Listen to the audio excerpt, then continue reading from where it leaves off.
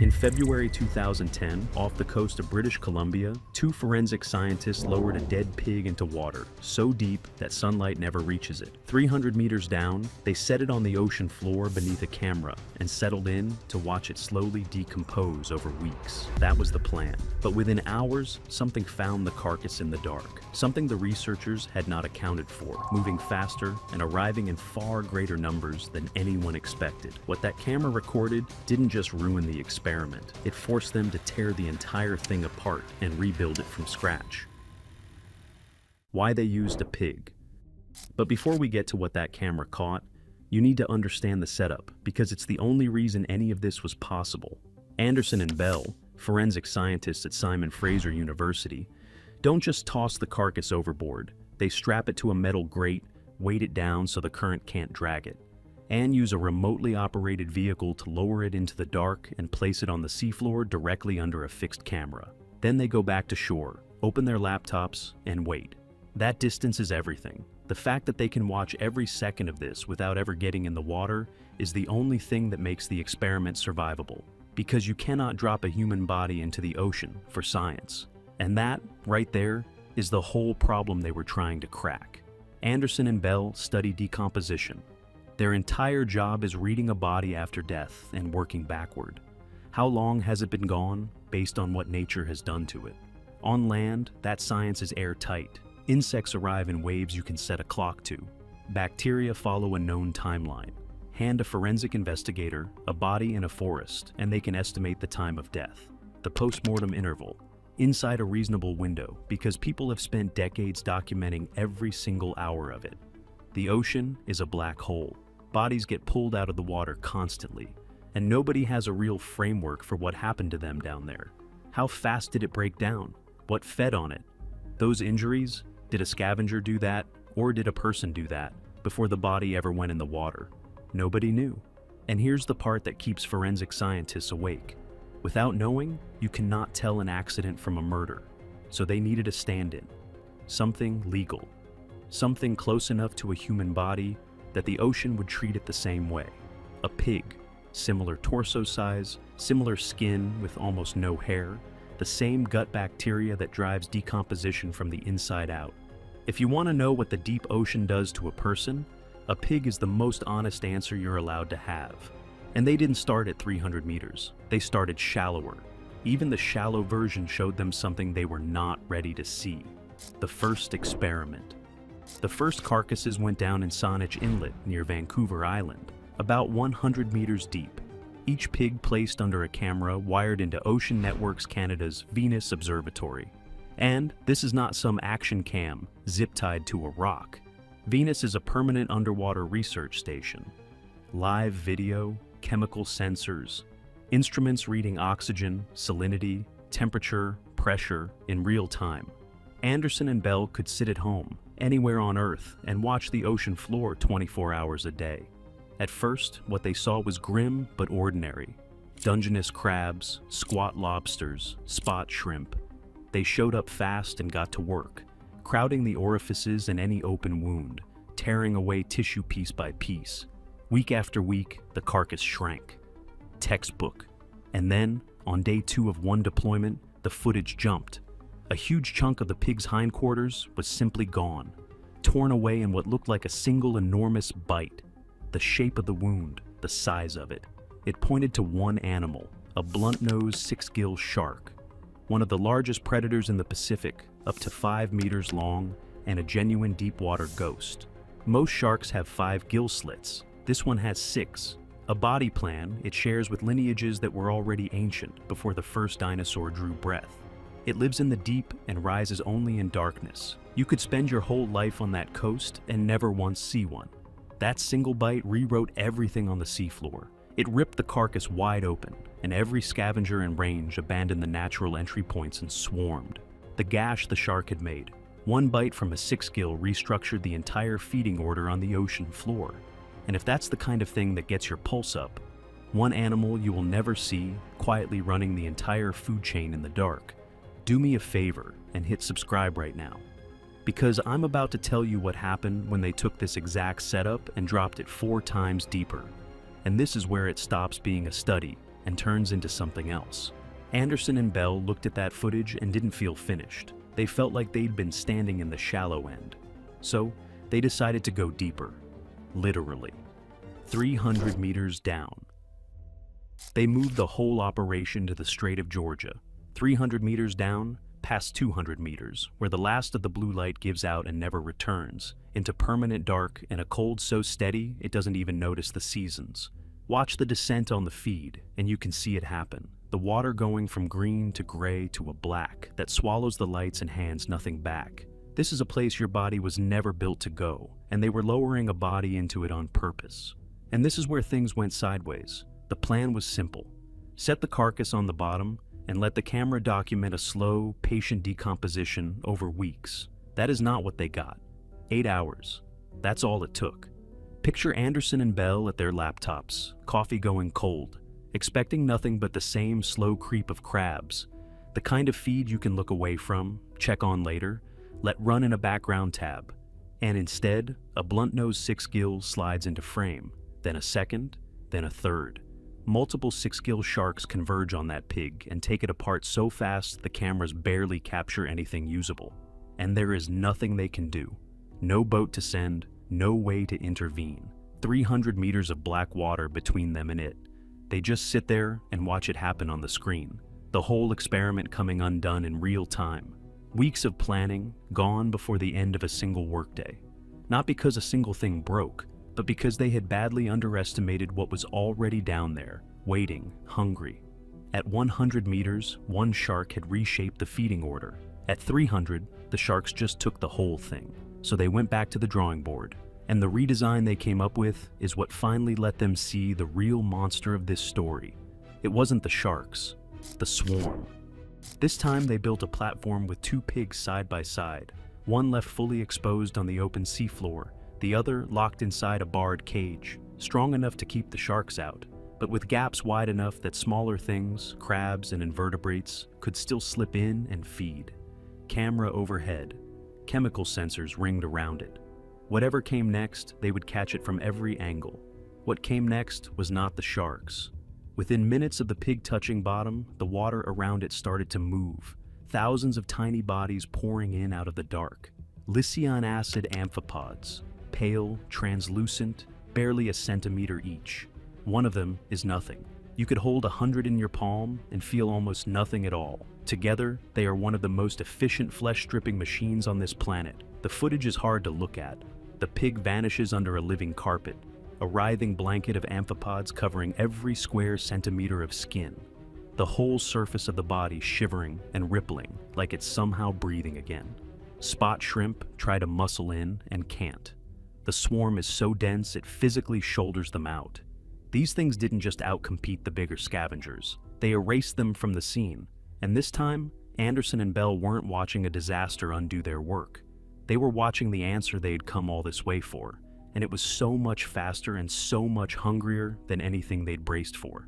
In the fall deployment, that swarm stripped the exposed pig to a skeleton in 3 days.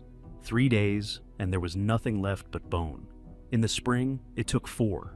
Either way, a body that would linger for weeks or months near the surface, reduced to a clean skeleton in under a week, 300 meters down. And here is what makes it worse. It wasn't only the amphipods, the pressure. At 300 meters, the water is pressing down at roughly 30 times what it does at the surface. And that pressure quietly rewrites the rules of what a dead body is even allowed to do. Up top, or in the shallows, a body follows a script you might already half know. It sinks. Bacteria inside it produce gas. It bloats, turns buoyant, floats back up. Then the gas escapes, and it sinks again. That bloat and float cycle is how a lot of drowning victims eventually come home. The ocean, in its own way, handing them back. At 300 meters, that never happens. The pressure is too great for the body to fill with gas and rise. It stays pinned to the bottom. It never floats. It never drifts. It just lies there in the dark while an entire ecosystem takes it apart from every side at once. And then there's the detail that honestly unsettles me the most. Dissolved oxygen. When the oxygen in the water was normal, the big scavengers came first. Sharks, crabs, shrimp. They opened the body, and the amphipods poured in behind them through the wounds. But when the oxygen ran low, the big animals stayed away, and the amphipods on their own couldn't break skin. Their mouths simply aren't strong enough to make that first cut. So in low oxygen, the carcass would just sit there, untouched, eerily whole for weeks. Sit with that. The difference between a body stripped to bone in 3 days and a body preserved almost perfectly for a month came down to one variable: how much oxygen happened to be dissolved in the water that day. The ocean decides, you don't. And once you understand that, a far bigger and far stranger phenomenon starts to make a terrible kind of sense. The larger pattern. Because these pigs were a miniature, a small, controlled version of something biologists have been quietly studying for decades: whale falls. When a whale dies and sinks, it creates what scientists call a whale fall. A single whale can run anywhere from 30 to 160 tons. And when that much flesh and bone slams into the deep sea floor, it doesn't just rot, it becomes a world, an oasis, in a place where food almost never falls from the sky. It comes in stages. First, the mobile scavenger stage. Hagfish and sleeper sharks arrive and strip the soft tissue over months. Then, the enrichment opportunist stage. Crabs, worms, snails moving into the bones, and the sediment soaked in everything that's breaking down, picking it clean over years. And then the strangest stage of all, as the bones themselves begin to break down, bacteria go after the fat locked inside them. And that reaction feeds whole communities of specialized organisms. The same kind of life you find around deep-sea vents, running on chemistry instead of sunlight. A dead whale doesn't just get eaten. It builds a small, temporary civilization on top of its own corpse. But the last residents to arrive are the ones I can't stop thinking about. Once the flesh is gone and only bone remains, something called Osedax moves in. Osedax means bone devourer. The common name is worse, zombie worms. We only discovered them in 2002, and what they do is genuinely the stuff of nightmares. These worms have no mouth, no stomach, no gut at all. They bore into whalebone with root-like structures that leak acid, dissolving the skeleton from the inside, while symbiotic bacteria living within the worm digest the fats and proteins the melting bone releases. They feed without ever eating. They liquefy their food source from within and absorb what's left. One whale skeleton can keep Osedax and hundreds of other species alive for 50 to 75 years. One dead whale becomes a self-sustaining island of life in the pitch-black nothing of the deep sea floor. The pigs were tiny next to that, but the logic is identical. The second anything organic hits the deep sea floor, the ocean wakes up. Scavengers and decomposers that spend almost their whole lives waiting in the dark converge from every direction. The deep ocean is not empty, it is patient. And that patience is about to explain something that has been washing up on real beaches, with real detectives standing over it. The part most people miss here is where this stops being a science experiment and starts touching actual crime scenes. For years now, along the coastline of British Columbia, detached human feet, still laced into their sneakers, have been washing up on the beaches of the Salish Sea. It started drawing serious attention around 2007, and more than a dozen shoe-clad feet have turned up since. And every single time, the same theories catch fire: serial killer, dismemberment, something monstrous done by a person. Anderson and Bell's pigs tell a colder, quieter story. Their experiments showed that scavengers, crabs, amphipods can take a body completely apart at the joints. They don't cut through bone. They eat the connective tissue at the weakest points, and the weakest points are the joints. Now, add a modern running shoe to that. Foam and air pockets make it float. Tough synthetic materials shrug off the decay and the scavenging that destroy everything around them. So, a foot, sealed inside its shoe, gets gently separated from a decomposing leg on the ocean floor, protected while everything else is consumed, then lifted by the shoe's own buoyancy, up to the surface and onto the sand. No killer, no blade. The ocean did it, and it gets more unnerving because their work showed something else. The damage scavengers leave behind can look exactly like violence. A shark bite can pass for a stab wound. Crab feeding can mimic deliberate mutilation, which means that without this research, an investigator could look at a body and see a murder that never happened, or miss a real one, hidden inside what looks like ordinary ocean damage. The deep sea doesn't just consume the evidence, it forges it. The shallow end of the deep. Now, step back with me for a second, because here's the thought that got under my skin and would not leave. 300 meters isn't deep. It isn't even close. The average depth of the ocean is 3,688 meters, the deepest point we know of. The Challenger Deep, in the Mariana Trench, drops to nearly 11,000. These pigs were sitting in what is basically the shallow end of the deep ocean, the kiddie pool, and even there, the response was instant and total. So, sit with what that means further down. 3,000 meters, 6,000, down where the pressure would crush a submarine like a can, where the water sits just above freezing, where light hasn't reached in millions of years. Life is still there. Scavengers still patrol, amphipods still swarm, sleeper sharks still glide through the black. The deep ocean is not a void, it is a waiting room. And that's the part that should stay with you. The deep ocean isn't frightening because it's empty. It's frightening because it's full of things that are extraordinarily, patiently good at making other things disappear. A pig gone in 3 days. A whale dismantled over decades by worms that drink bone. Nothing that sinks stays. The abyss doesn't preserve, it recycles. So the next time you're standing at the edge of the water, looking out at all that flat, calm, empty surface, remember what's underneath it. 300 meters down, in permanent dark, the floor is alive with things that have been perfecting the art of consumption for hundreds of millions of years. They are patient, they are efficient, and they are always hungry. And that's the question I can't shake. If this is what's waiting at 300 meters, in the shallow end, what is sitting at 3,000? At 6,000? Drop a comment and tell me what you think is really down there in the dark, waiting for something to fall.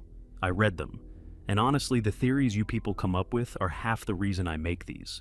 If this got under your skin the way it got under mine, smash that like button and subscribe so you're right here next week, because I go this deep into the ocean's most disturbing science every single time. Stay curious, and maybe stay out of the deep water.